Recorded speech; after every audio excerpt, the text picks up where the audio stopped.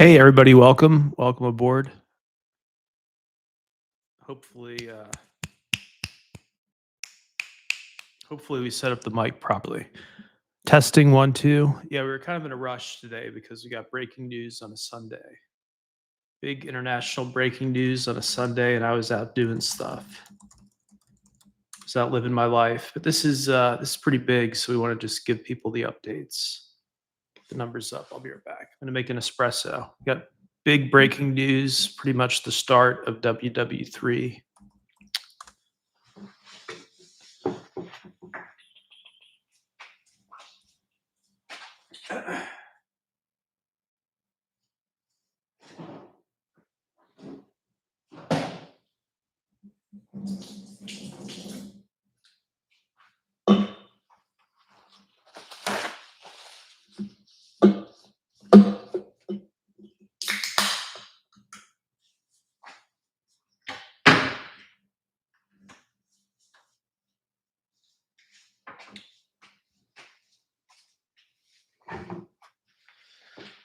Seems like big enough news. We're going to Red Bull it. We don't have time for the espresso machine. Welcome, everybody. Let's get the numbers up. Super numbers, and then we'll talk about today's international breaking news, potentially the start of World War III.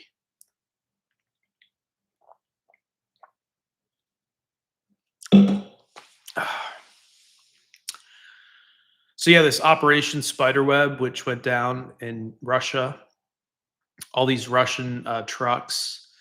Unbeknownst to the drivers, these trucks were loaded with Ukrainian drones, and the truck roofs opened up, the truck doors opened up.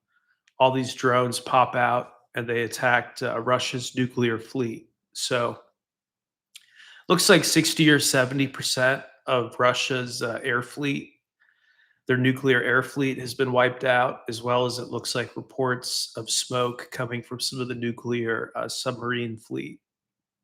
So, I welcome your comments in the troll box. But again, breaking news live stream that Ukraine is hit deep in Russia, more than 1,000 miles inland, using hidden drones that were loaded into Russian cargo trucks and then activated and released just miles away from the Russian nuclear air bomber airfields. And a lot of these bombers, since they're already sitting on military bases, they're just out in the open. They're not in hangars and stuff, right? Since they're already in secure areas, they're just sitting on the airfield. And these Ukrainian drones wiped them out. Big wipeout. This is the biggest change since the start of the war. Biggest reversal. So now Russia, significant part of their fleet wiped out. International breaking news. And I practice sell in May and go away. I didn't really know why I felt so committed to this idea, but I sold all my stocks and I loaded up entirely on gold contracts and some Bitcoin. Gold contracts and Bitcoin. I think if World War III breaks out, I don't know of two assets that might perform better, you know. So again, right before the market closed on Friday, I went to all gold and Bitcoin. And 2 days later, we get potential World War III. So not financial advice, but usually during major wars, domestic stocks don't do well. Typically, stocks are not top performers, whereas things like gold traditionally do very well. So, on the breakout of what appears to be a war between Russia and the West, you imagine there will be a response from Russia now that they've been so significantly kneecapped. Uh, this reduction in their fleet, so they can't launch the nukes that they have. They can nuke themselves, but they can't send nukes elsewhere. And they have some missiles left, but the missiles can be intercepted by technology that the West already has. What is Russia doing? What are you folks doing? Aren't you Christians? Aren't you part of the West kind of anyways, right? White Christian nation. What are you folks doing? And I mean, this drone strike has CIA written all over it, right? It's like Lindsey Graham flew in 2 nights ago to meet with Zelensky. Got dinner with him or cocktails or whatever. Gets dinner and drinks with Zelensky. Not 2 days later, the most advanced drone strike the world has ever seen. Again, these drones emerging from truck beds, deep inside of Russia, even in Siberia, as far deep as Siberia, and just wiping out 60 or 70% of their fleet, just like that. Just like that, folks. Like a snap of the fingers. 60 to 70% of the aircraft that are capable of delivering nukes to other countries wiped out right on the tarmac, right on the runway.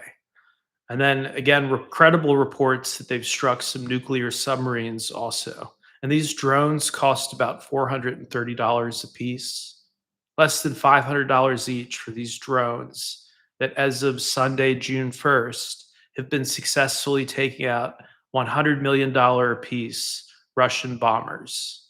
So 400 bucks to wipe out a $100 million piece of technology, which aren't even in active production anymore. So Russia can't just replace these because these high altitude stratospheric bombers are no longer in production. They have maintenance and stuff, but they can't produce whole new aircraft. So very sophisticated. And again, it has CIA written all over it because some of the US senators were in Ukraine just 2 nights ago. Just 2 nights ago, and I'm sure Zelensky was begging, give me one more chance. And then we get this like Mission Impossible style drone attack on Russia. Truly the most advanced thing we've ever seen in warfare. What's more advanced than this attack? You already have Russian pundits saying this is their Pearl Harbor. This is their Pearl Harbor, and they're begging Putin to go nuclear. So not a wise choice. It's not the right move after like 70% of your fleet has been wiped to then go nuclear. It's not the right move. And again, we got to ask, what is Russia doing? What is this white Christian capitalist country doing attacking the rest of us? Like, shouldn't it end at this point? And they're pro crypto. I don't know if they're pro gold. If they're not, that's okay. But they're pro crypto. Like, what are we doing? What a waste of resources on both sides. Absolute waste. And to come at the king, right? The US is still the dominant military power. To come at the king, you better not miss, right? So here they've been fucking us around for years. Boom. Sunday, June 1st, just the clean wipeout of 70% of their fleet, just like that. It's those folks at the CIA have been up to for all these years. It's wild though. These little drones, 400 bucks a piece, just precise attacks, taking out $100 million Russian bombers, which makes me feel like the technology has gotten so good that even if you're a superpower, you can't just grab a neighboring country. You can't just decide that a neighboring country is now yours, mine, and take it, because even a small country can afford this high-tech drone, this drone warfare stuff. It changes the game. What's up, Brad? What's up, everybody else?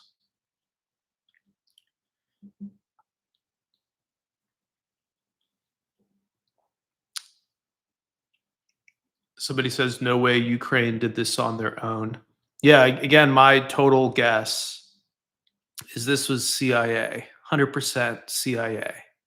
Because Zelensky was on the ropes, and then a couple of US senators fly in. This is like 2 nights ago.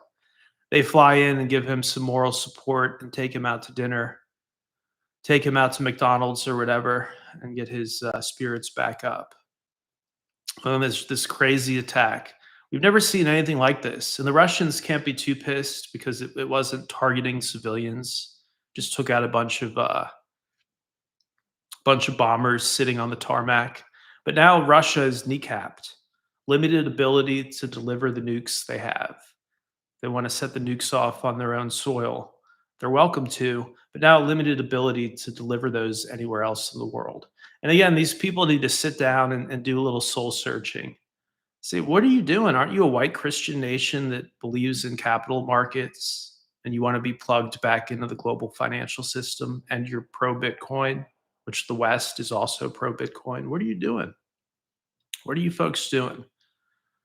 So, absolutely fascinating. Welcome your comments before I head out. This is a short update because again we have breaking news this Sunday, June 1st. I knew my going into hiatus would be the wrong time, but so be it. The podcast and the longer content. I'm still on vacation. We got not only breaking news, but again, I could not be more vindicated with my sell in May and go away, converting my stocks into 100% gold and Bitcoin. Let's see what happens as the whole world falls apart here. Let's see what happens, folks. And maybe Russia will take the higher road. Maybe they'll say, "Hey, you took out 70% of our fleet with a bunch of little RV drones, but we're gonna take the high road. We're gonna turn the other cheek." As truly advanced Christians, right? Because they have the Russian Orthodox Church. As truly advanced Christians, we're gonna turn the other cheek. We're not gonna do anything. Could that happen? Sure, but it's not, it's not the most probable outcome. It's a war, a warmongering country that has been hit hard. So what happens this week? What happens to all the weak stuff? Because when war starts, all the weak stuff goes away and the strong stuff remains. So is gold strong? Is gold still going to be strong? Is Bitcoin still going to be strong? Independent sources of information like us at Fulcrum, are we going to still be strong even in a war? I think very possible that we remain completely independent and able to express our views and research throughout the whole war. And gold, of course, gold is gold. You can't beat gold. It's literally gold.